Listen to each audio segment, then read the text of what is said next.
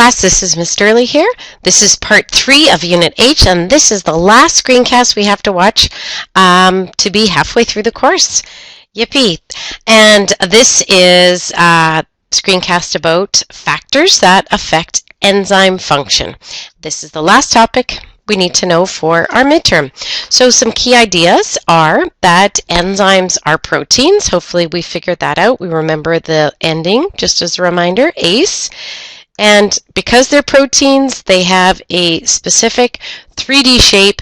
This is provided by their tertiary structure, and that's important. That goes back to Unit C. Tertiary structure is what imparts this 3D shape. And the big idea, if you change the shape of a protein by destroying its tertiary structure, then you will change how the enzyme functions. So, key vocabulary words in this unit are, the first ones are the factors that will affect how an enzyme works. So these are the factors that we're going to examine: temperature, pH, heavy metal ions, and inhibitors. Denature is the word we're going to use when the protein structure is destroyed. And when we destroy the protein structure, this is also going to destroy the protein's active site. And optimal are going to be the conditions that a protein needs, an enzyme needs to do its most optimal work, having the best rate of reaction. So the first one, temperature, we have a body temperature, human beings, of roughly 37 degrees Celsius. So it makes sense that the proteins and enzymes in our body function best at this temperature. So what happens as we increase the temperature from 0, we're seeing an increase in the rate of the enzyme's activity. So it's getting better. There are more collisions happening. And this is due to the kinetic energy available. The hotter it's getting, the warmer it's getting, the movement of the molecules speeds up, they collide more, and that allows for a greater rate. So up here, we're seeing this optimal performance. We're seeing the highest rate. After we get a little hotter than around 42, what happens? We see this steep decline as enzymes are denatured. And the denaturing means the 3D shape, the tertiary structure is destroyed. This destroys the active site. When we destroy the active site, the enzyme substrate complex can't form. And when it can't form, the reaction rate is going to decrease. And this is due to this denaturation. So this graph represents increasing due to kinetic energy, increasing the collisions of the molecules, decreasing due to denaturation, which destroys the shape, which destroys the active site. Second factor that we want to consider is pH, and we should really write P, big H. The same idea like temperature, except here we're seeing 3 different graphs rather than 1, and this is because we have 3 different pH environments in our body. The first one, the stomach, pH of 2.5 is acidic. So the enzyme pepsin is the enzyme that is present in our stomach. It has an optimal pH of 2.5. If I change that pH away from 2.5, it's going to denature the enzyme, again destroying the 3D shape, destroying the active site. The substrate cannot combine. The enzyme that works in our mouth has a pH of 7, and therefore the enzyme that operates in our mouth, salivary amylase, works best at a pH of 7.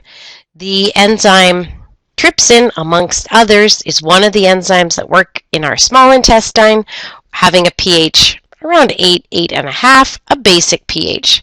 So in our body, because we have 3 different pH environments, we see 3 different graphs representing how enzymes behave in our bodies. Another factor is the presence, and we hope that we don't have the presence of heavy metal ions.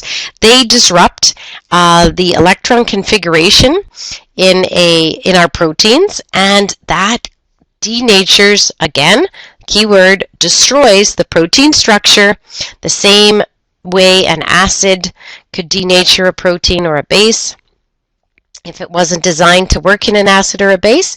And these are things like mercury, lead.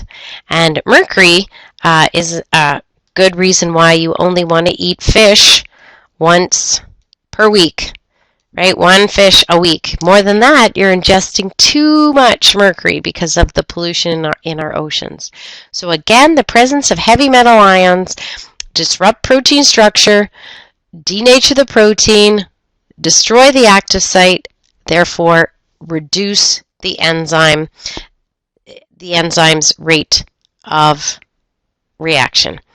Another idea is the idea of competitive. In this case, it's a competitive inhibitor. It competes for the active site. So here is the enzyme, and we remember the specificity of the enzyme comes from its active site.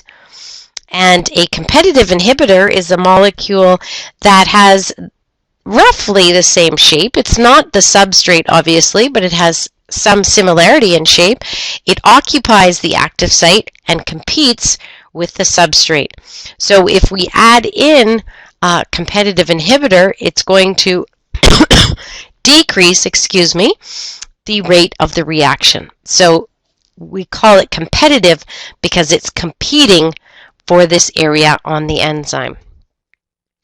Another one, and this is the last one, and this is the one that people kind of find the most obscure.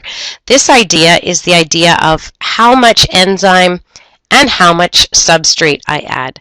So if I keep adding substrate and the number of enzymes are fixed, so this is grams per liter, this is the rate of the reaction, what I'm going to see is that there's an initial rate in the rate of the reaction, but eventually, because I'm not increasing enzymes, the rate of the reaction is going to plateau. It's going to level off. So here, all the active sites are used up. There are no more available. So all the active sites are occupied. So the rate of the reaction becomes steady and does not continue to increase.